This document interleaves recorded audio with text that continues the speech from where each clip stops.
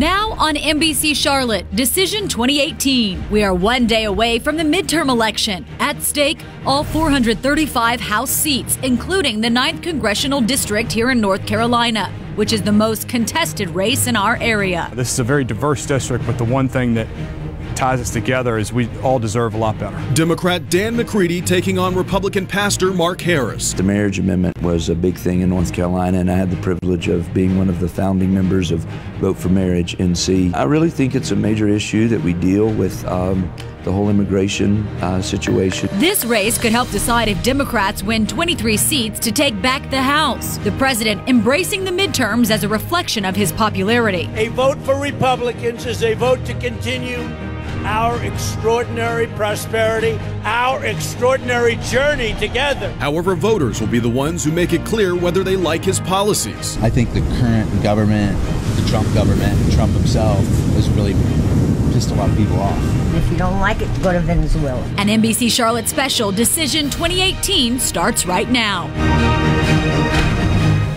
Good evening, and thank you for joining us for our Decision 2018 special. I'm Fred Shropshire. And I'm Sarah French. We have a whole team of reporters and analysts spread out tonight, helping to bring you the information you'll want and need to know before tomorrow's midterm elections. We also have the League of Women Voters in tonight, answering all your questions. You can give them a call right now. That number on your screen, 704-329-3903. Tonight we will be focusing on several big races, including North Carolina's 9th Congressional District, South Carolina's governor's race, and South Carolina's 5th congressional race. We are also breaking down North Carolina's 6th amendments that are on the ballot and why they are so controversial.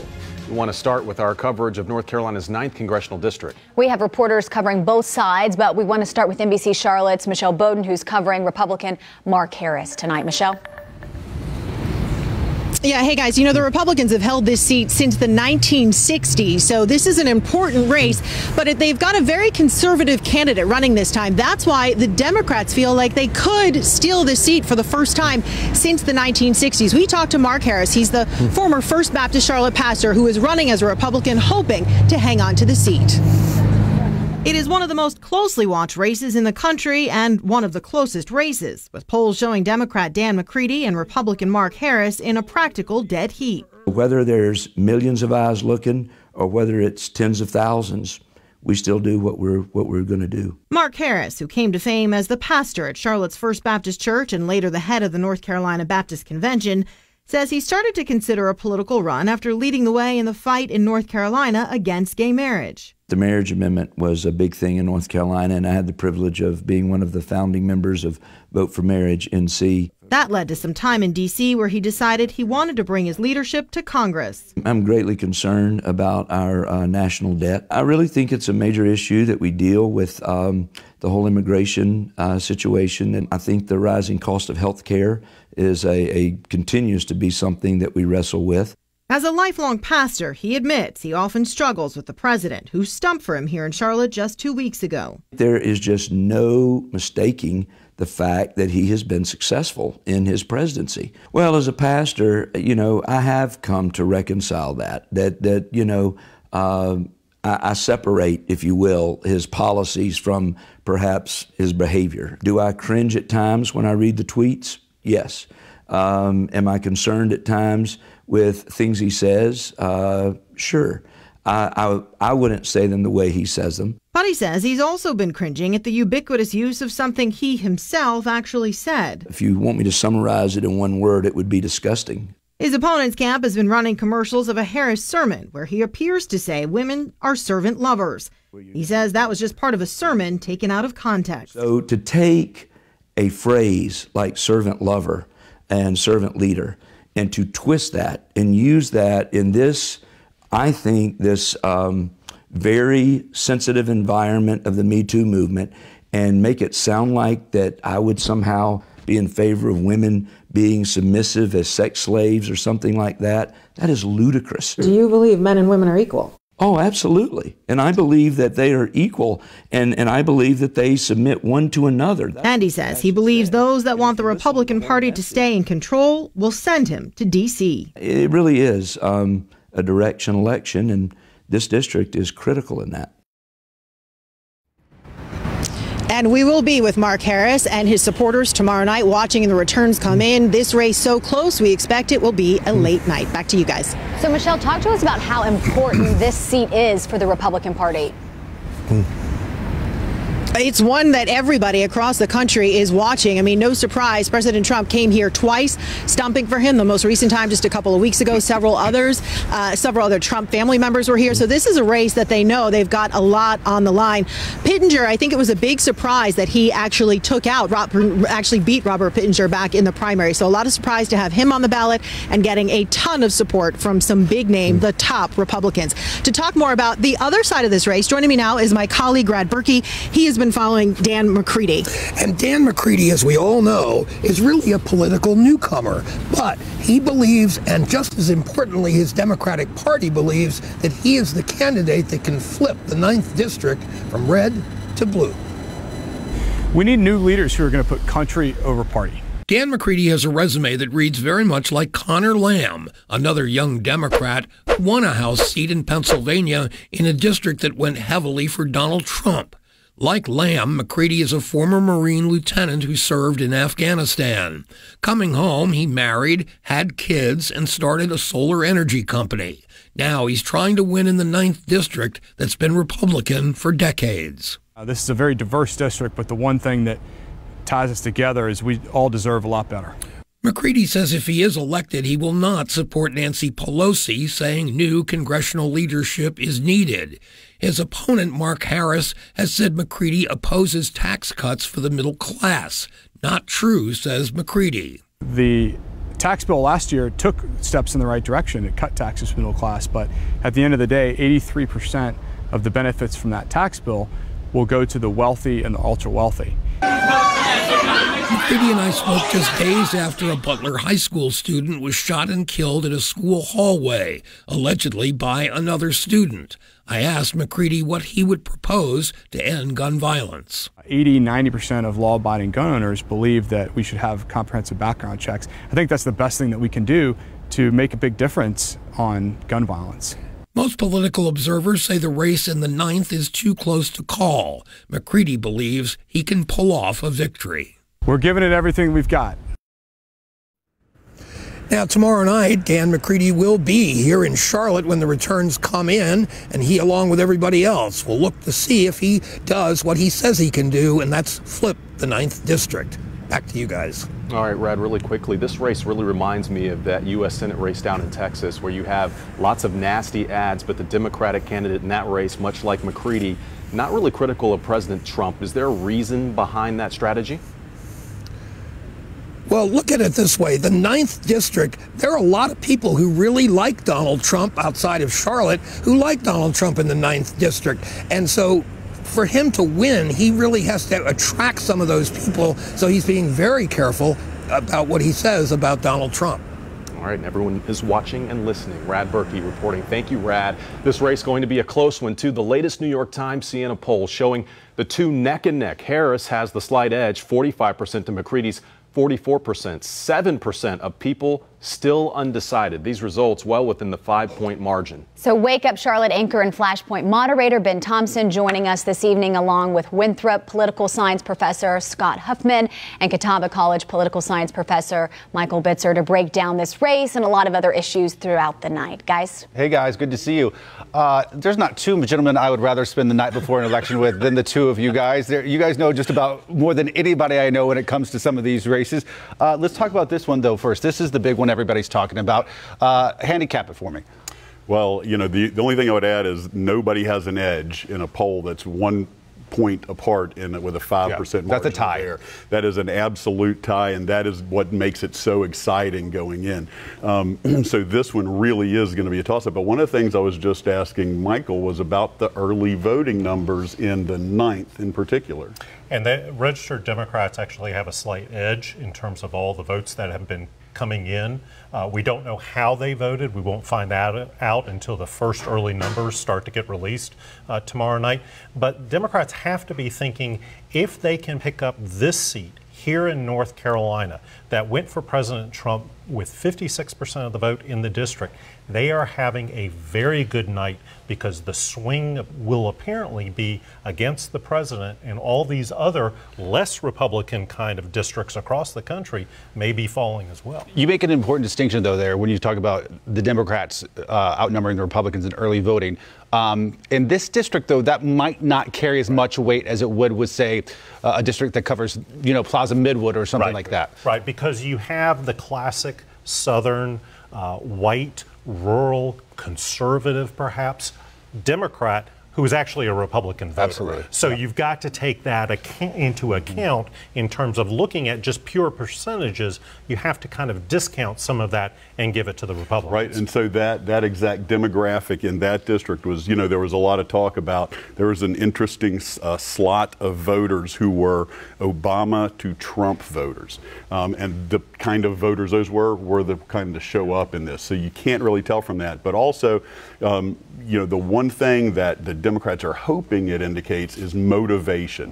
When you look at national test ballots, it shows that Democrats are 6 to 7 points more motivated, more certain to turn out than Republicans. That has not been usually true in the 9th. And so that's what we won't know until tomorrow night. For folks at home, explain to us again, we mentioned it in the setup pieces there, but explain why this race is one of the ones that are so critical across the country when it comes to congressional seats. Well, I think for Democrats to have a good night, they need to see their generic ballot actually play out. And so if they're a 5 to 6 to 7 point advantage, that means that within a district like the 9th, they can potentially crest over the gerrymandering of these districts. These districts were drawn so that they would be safe Republican seats. In a normal year, we should not be talking about competitiveness in the 9th congressional district. It's this kind of wave that may be coming through. And to what Michael's point was earlier is if a district that went this strongly for Trump falls, then the other Republican leaning districts that were not quite as strongly for Trump are going to feel like they have a better chance. So that's why this is sort of, pick your metaphor, canary in a coal mine. Bellwether. Sure. Yeah. That is looking for, okay, what are these districts that, the polls are going to close much later in the Midwest and the mountains, those ones that went for Trump, but by not quite as much as the 9th, what are they going to do? That's why they're looking to the 9th. One other question about the big picture here. If Democrats take back the House, what does that mean for Donald Trump? It's a lot of fun for political scientists. Well, yeah. It's going to be interesting. It's divided government, and nothing gets accomplished. I think 2 years worth. Yeah, absolutely nothing, because the odds of the Democrats taking the Senate are pretty low. It's likely to stay in Republican hands, and it always was for this cycle. However, it will give Donald Trump an actual enemy. Now it's sort of it stretches credulity to say the Democrats are stopping anything from happening when you have the majority in the House and the Senate and you're a Republican too. But when finally the body that starts off all monetary bills, the House, is in the hands of the other party, he really is going to have a foil. All right, more from both of you gentlemen coming up in just a second. Fred and Sarah, back to you. All right, it is a fascinating discussion. Thank you, guys. The balance of power on both sides of Congress up for grabs, as we just talked about, but it's the House where Democrats are hoping to take control. Republicans have a slim majority, so if Democrats can flip 23 seats, they take control. And many people think this could happen. Brooke Katz joining us now to look at some of the close races across the country. Brooke? Yes, Sarah and Fred, as you guys mentioned, this election could change the balance of power in American politics. So let's start really quickly with a look at the Senate races. 35 states are voting in Senate races, and about 10 of those are considered toss-ups. You have Texas, Tennessee, Arizona, and Nevada. Those are all Republican-held, but they could flip. Florida, New Jersey, Indiana, Missouri, North Dakota, and Montana. Those all could see a Senate seat go blue. Now, in order to take control of the Senate, the Democrats would need to maintain their current number of seats and then add in 2 additional. As for the House, which you guys were just speaking about, all 435 are up for grabs. Now, in order to take control, Democrats would need to flip 23 Republican seats or have a net gain of 23 seats in order to take back control. Now, according to the Cook Political Report, 75 seats are vulnerable, and of those 75 seats, 70 are held by Republicans. So we want to take a deeper look at a couple of the hot races. In Pennsylvania, Congressional District 5, this is considered an easier one for the Democrats to flip. The former GOP congressman there, Patrick Meehan, resigning following allegations of sexual harassment. The boundary lines here are also redrawn, and the new District 5 is one that Hillary Clinton easily would have won by about 30 points. Flipping over to Iowa now and the 1st congressional district. This is a district that is Republican held. However, the Democrat in this race getting a lot of buzz. The 28-year-old could be the youngest woman ever elected to the Congress and the first woman elected to the House from Iowa. But as we've been mentioning, the high voter turnout making it very hard to predict exactly what's going to happen here. We're going to have a closer look at a few of the other hot races coming up in just a few minutes. Guys? Thank you. And the big race in South Carolina tomorrow, the gubernatorial race, Republican Henry McMaster looking to keep his seat, while Democratic candidate James Smith is vying to be the first Democratic governor to be elected in years in the Palmetto State. NBC Charlotte's Billie Jean Shaw is in South Carolina with a breakdown on what we can expect from the candidates. 1999 is the last time a Democrat was elected as governor here in South Carolina. Now Representative James Smith, who's a Democrat, is contending against Republican incumbent Governor Henry McMaster. Smith is now hoping to flip the seat, as polls show McMaster may lead the vote. Tonight, a newly released poll shows people who are likely to vote in the South Carolina midterms favor Republican Governor Henry McMaster over his Democratic challenger, Representative James Smith. According to the Atlanta-based conservative firm, the Trafalgar Group, McMaster heads into Election Day with a 16-point lead over Smith. The outcome going hand in hand with the latest Winthrop poll, which shows McMaster's approval rating at 51%. 29% of those surveyed disapproved of the governor. This will be McMaster's first time seeking a full-term election, as he was automatically bumped up to the governor's seat when Trump tapped Nikki Haley as UN ambassador. During recent campaign stops, McMaster has flaunted his impact on the state's economy. Just in the short time I've been your governor, almost 2 years, I've announced over 24,000 new jobs. It's something Democratic candidate Representative James Smith has shot down in past debates. The fact is that plant is not going to come to that county if it doesn't have the infrastructure. It's not going to come to that county if it doesn't have the educated workforce to fill those jobs. James Smith is a longtime state representative and is a major in the state National Guard. He's also served a year-long combat tour in Afghanistan.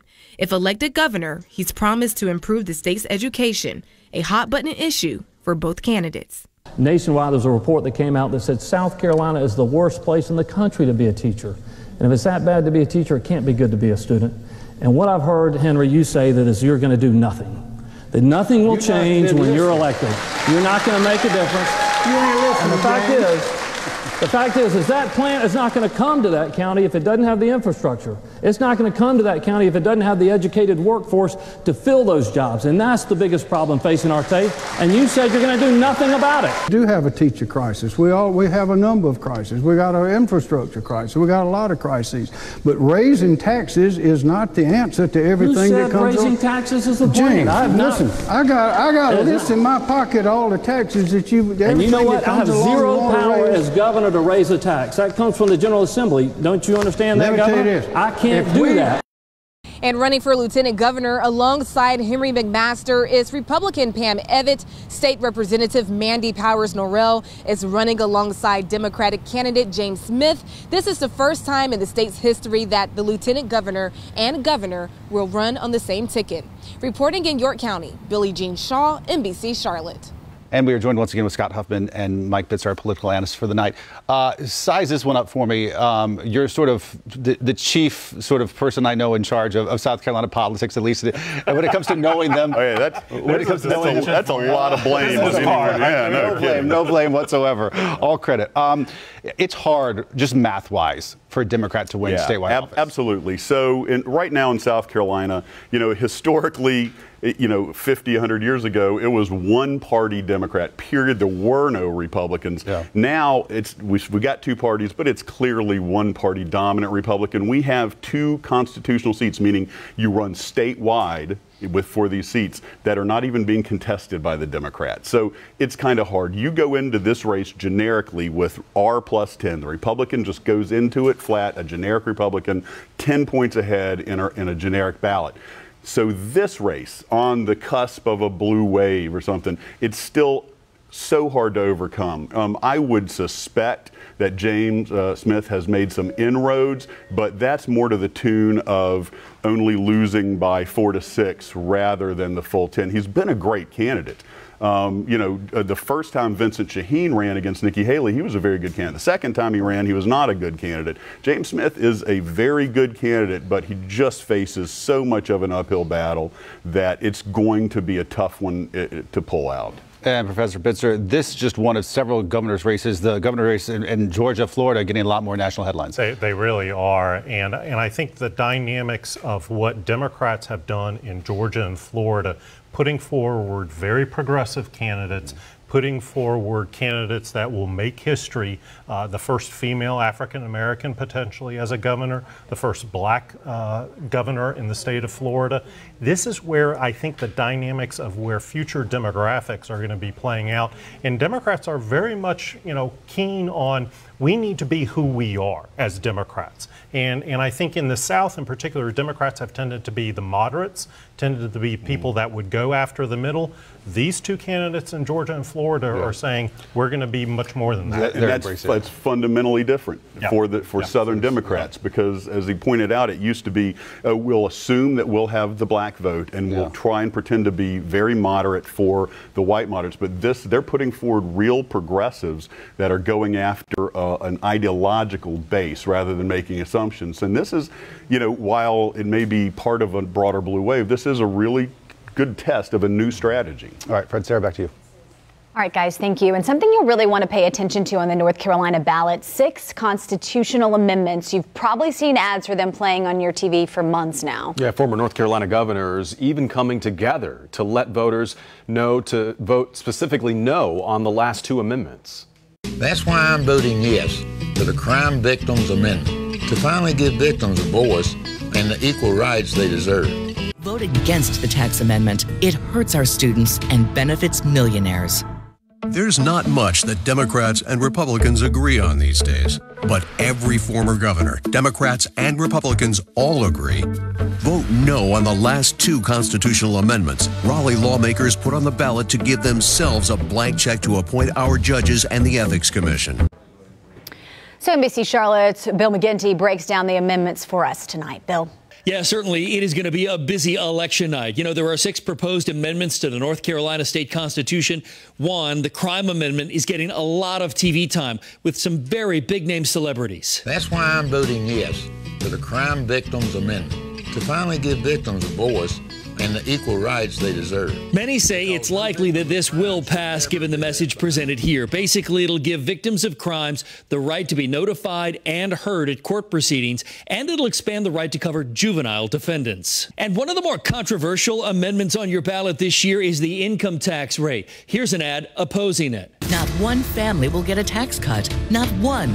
It only locks in a huge tax break for those at the top. So this amendment would lower the income tax cap on persons and corporations. Currently, it's at 10%. It would go down to 7% if passed. Another high-profile and highly controversial amendment is the power to appoint judges.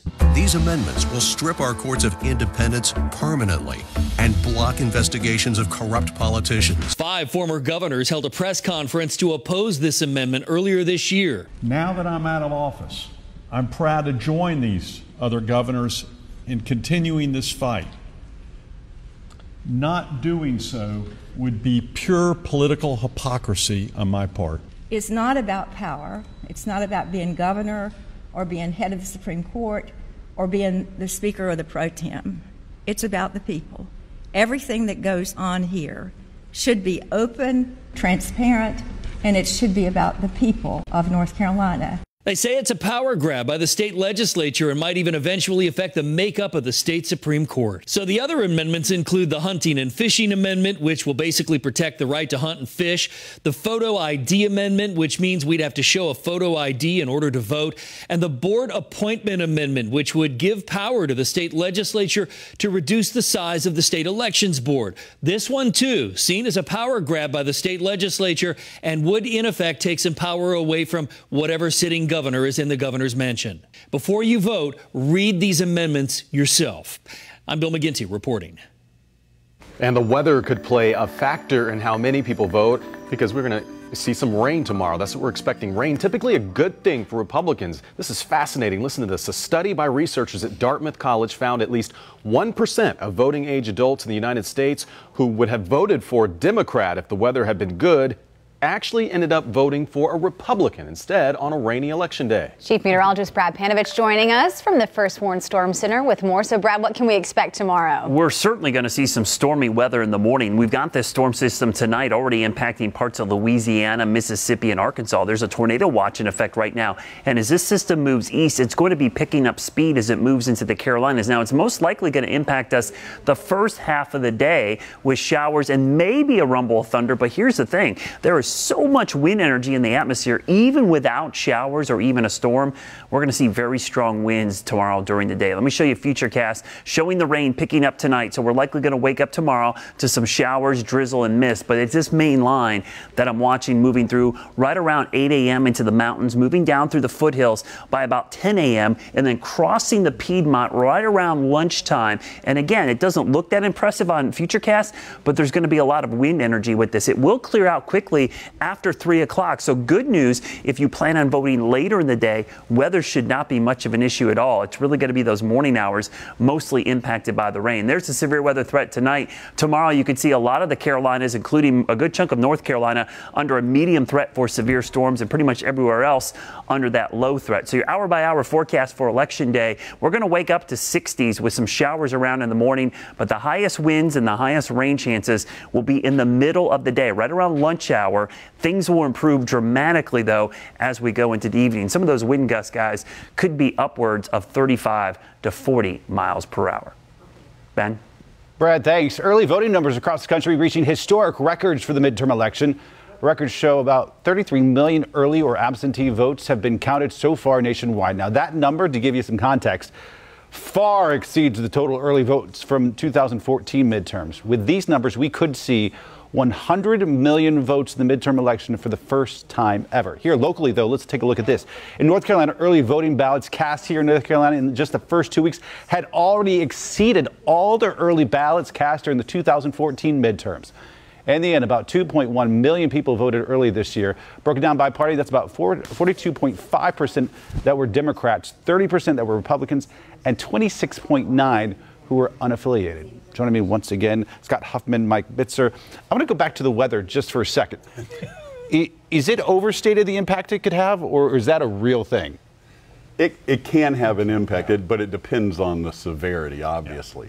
So if it's severe enough, if it's the kind of thing that keep folks out of church, which I always find it amusing when an act of God keeps people out of church. But then it's the kind of thing that'll keep you out of the ballot box. So generally, the vote switching is so hard to actually tell. But the turnout, the lowered turnout, traditionally does hurt Democrats a little more. And one study showed that for every inch of rain, you're talking about a decrease of 1% in terms of turnout. But it's specifically those voters who may or may not turn out anyway. The hardcore partisans are going to turn out. That's why I love talking to you guys. Flood. You guys have these things down to the measurement of rain. I mean, I don't know how you come up with that. When you're doing the voter screening, there's you weight based on the likelihood of voting, and basically that rain takes somebody from, they weren't in the top already, they were in the second, takes them to the third, and they end up not voting. I want to go over this set of numbers we talked about for early voting, because I know you crunch these numbers all the time. All right, 42.5% of the voters were Democrats, 30 were Republicans, almost 30, same number, were unaffiliated. What can you glean from that?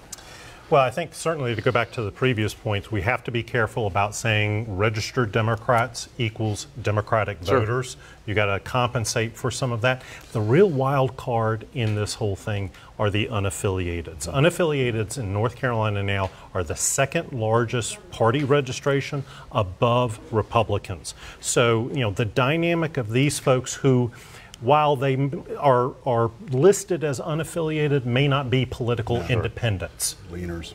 They're definitely leaners. And one study by the Elon poll saw that 40% of unaffiliateds lean Democratic, 40% lean Republican, 20% were toss-ups. Could go either way. And traditionally, those true toss-ups are actually the least likely to show up at the polls. So, banking your entire election pitch of, oh, we're going to get the true independents, you're fishing in the pond with the least number of trout. And so that's why the leaners are often really devastating, because they tend to turn out in significant numbers and are very trustworthy. They just don't like calling themselves. They don't like the labels. When we look at the national numbers and we talk about just the record number seen in early voting in the midterms, nationally, what does that mean?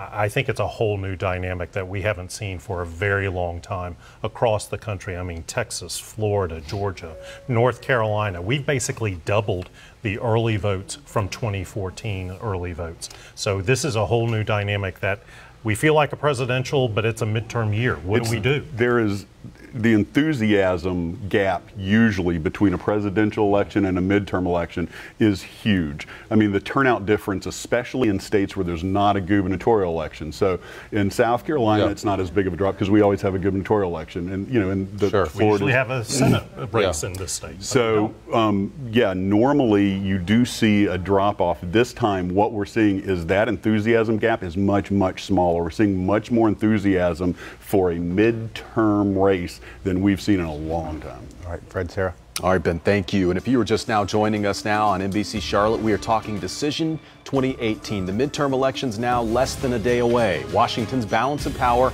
up for grabs, and it might lie in the hands of swing voters scattered across the country.